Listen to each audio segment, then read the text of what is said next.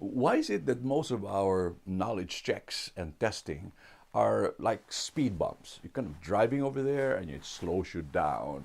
So most common from these questions would be something like, oh, because it's memorization, it stops the flow of learning. Sometimes there's a question that is out of place and the question is not relevant. The biggest challenge we have today is what we call memorization questions instead of an application question. So again, going back to the previous videos, if you're using factual content like steps 1 to 10, no story with it. Just like remember 1 to 10, the tendency would be, what do you remember in steps 1 to 10? What is the definition in 1 to 10? Describe the steps in 1 to 10.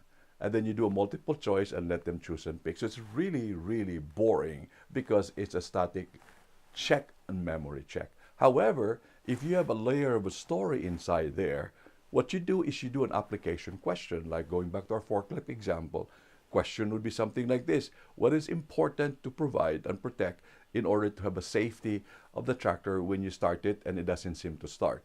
So you don't ask a question 1 to 10, you ask a question of a situation. You ask a question of what's happening at work, and therefore they will connect it with the content that you have. For example, our story about washing your hands, the question would be, what is the one thing that you don't do in this situation? Cell phone and then washing hands. People will say, making sure you don't touch anything after you wash your hands. So they connect the cell phone with the content. It only becomes relevant, it becomes an application of the idea rather than a memorization of the idea.